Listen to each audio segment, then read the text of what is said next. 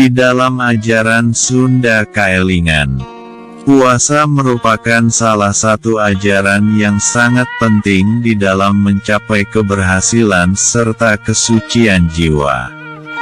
Sebutan puasa sendiri menurut ajaran Sunda Kaelingan dinamakan Hening Walang. Hening artinya berdiam, sementara walang artinya gelisah. Jadi arti hening walang yakni berdiam di dalam kegelisahan, atau bermakna ketenangan jiwa. Menurut ajaran Sunda Kaelingan, puasa sendiri dibagi menjadi dua bagian, yaitu puasa kasampurnaan serta puasa kajayaan.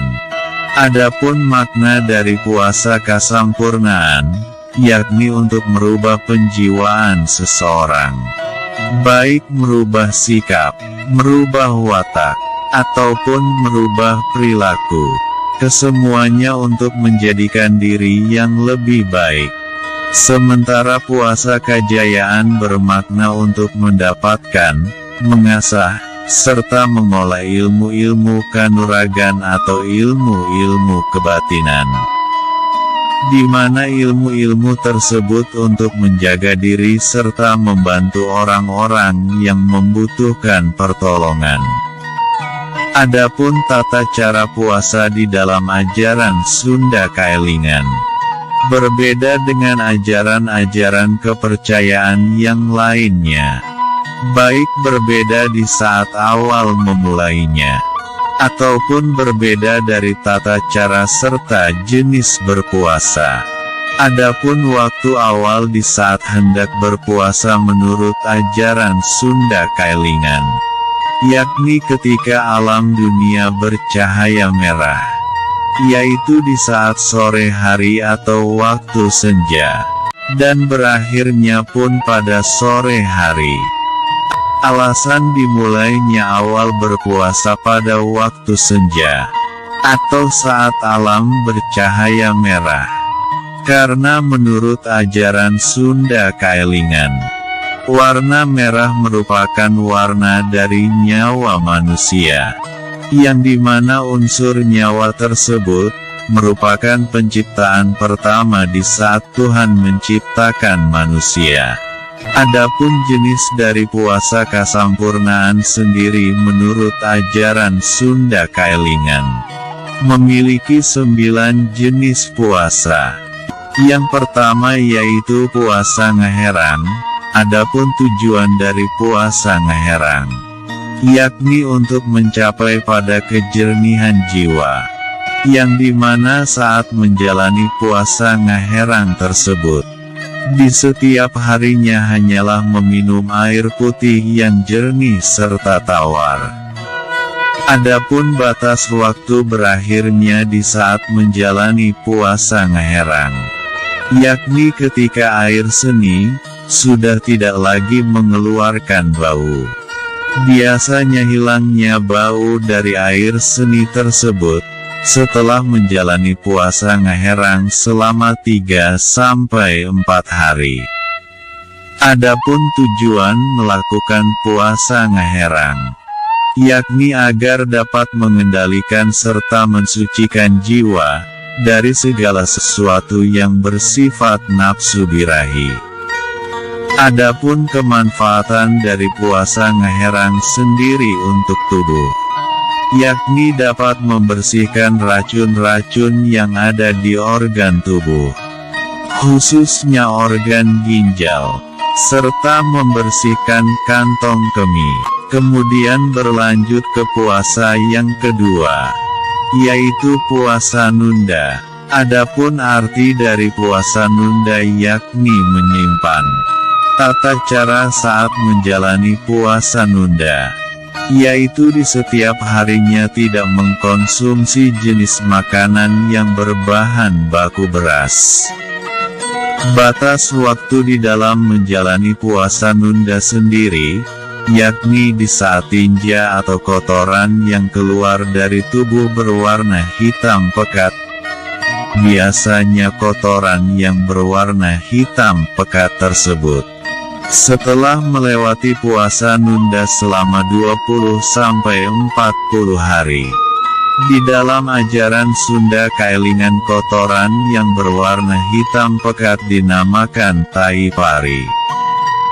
Yaitu kotoran yang keluar terakhir, yang biasa dialami oleh orang-orang sakit yang hendak meninggal. Adapun tujuan dari puasa nunda sendiri, yakni untuk mengendalikan diri dari rasa yang bersifat rakus.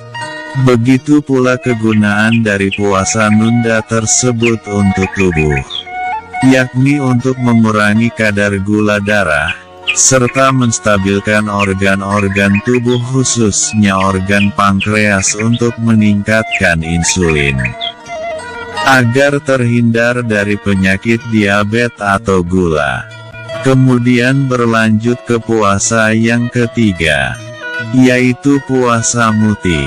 Adapun arti puasa mutih yakni puasa kesucian, yang dimana tata cara saat melakukan puasa mutih, yaitu senantiasa mengkonsumsi jenis makanan serta minuman yang semuanya harus berwarna putih. Adapun tujuan dari puasa mutih sendiri, yakni agar dapat mengendalikan jiwa serta rasa dari sifat-sifat jahat serta iri hati. Adapun waktu berakhirnya di saat menjalani puasa mutih, yakni di saat kotoran besar sudah berwarna putih. Biasanya perubahan kotoran menjadi warna putih setelah melewati puasa tersebut selama 15-25 hari. Adapun manfaat di dalam menjalani puasa mutih, yakni untuk mencegah organ-organ tubuh dari kekurangan sel darah putih, yang dimana jika seseorang kekurangan sel darah putih, maka akan mengakibatkan penyakit leukopenia. Begitu pula puasa mutih sendiri bermanfaat pula untuk mencegah serta meningkatkan kekebalan organ tubuh dalam dari infeksi-infeksi. Kemudian berlanjut ke puasa yang keempat, yaitu puasa Nis. Adapun arti dari puasa Nis tersebut, yaitu puasa penenangan jiwa, yang dimana tata cara saat melakukan puasa Nis, yakni tidak mengkonsumsi makanan serta minuman yang mempunyai 5 rasa, yakni rasa asin, rasa asam, rasa manis, rasa gurih, serta rasa pedas. Adapun batas akhir dari puasa Nis tersebut, yaitu di saat lidah sudah tidak lagi dapat membedakan antara rasa dan rasa. Artinya semua makanan yang dikonsumsi rasanya sama. Biasanya kesamaan rasa yang dikonsumsi saat berpuasa Nis waktunya sekitar 20-1 bulan. Adapun tujuan dari puasa Nis tersebut, yakni untuk mengendalikan diri dari sifat-sifat sombong dan merendahkan orang lain, serta meningkatkan jiwa perasa kepada sesama. Begitu pula kegunaan dari puasa Nis tersebut untuk organ tubuh, yakni dapat menetralisir racun-racun yang masuk ke dalam tubuh manusia, khususnya racun-racun dari bahan makanan olahan. Puasa Nis, atau puasa bermakna ketenangan. Kemudian berlanjut ke puasa yang kelima, yaitu puasa Ngabuah. Adapun arti dari puasa Ngabuah sendiri, yakni puasa pembentukan, yang dimana tata cara dari puasa Ngabuah, di setiap harinya hanya mengkonsumsi semua jenis buah-buahan. Adapun batas waktu berakhirnya puasa Ngabuah tersebut, yakni setelah melewati 1 kali pergantian musim buah, yaitu sekitar 1-2 bulan. Adapun tujuan dari puasa ngabuah sendiri, yakni untuk menghindari kebiasaan berbuat yang tidak penting atau tidak berguna, baik menghindari hal yang tidak bermanfaat dalam berbicara, dalam bekerja, dalam berpikir, ataupun dalam berprasangka. Adapun kegunaan dari puasa ngabuah untuk tubuh, yakni melancarkan sel-sel di dalam jaringan tubuh serta berguna pula untuk membakar kalori dan juga mencegah penyakit kolesterol. Puasa ngabuah, atau puasa bermakna pembentukan. Setelah itu berlanjut ke puasa yang keenam, yaitu puasa ngabeti, yang artinya puasa mengisi. Adapun tata cara saat menjalani puasa ngabeti, di setiap harinya hanya mengkonsumsi makanan yang berasal dari dalam bumi, yakni umbi-umbian, seperti singkong, ubi, talas, kacang-kacangan, kentang, dan yang lainnya. Adapun tujuan dari puasa ngabeti sendiri, yakni untuk menghindari sifat-sifat pemborosan serta sifat-sifat merendahkan orang lain, yang akhirnya menjadikan jiwa yang mempunyai sifat rendah hati serta ramah tamah. Adapun batas waktu dari puasa ngabeti sendiri, yakni selama 40 hari. Manfaat dari puasa ngabeti untuk tubuh, yakni untuk melancarkan organ pencernaan serta menghindari penyakit asam lambung serta mah. Begitu pula puasa ngabeti sendiri untuk menambah imun atau kekebalan tubuh. Puasa ngabeti, atau puasa bermakna pengisian.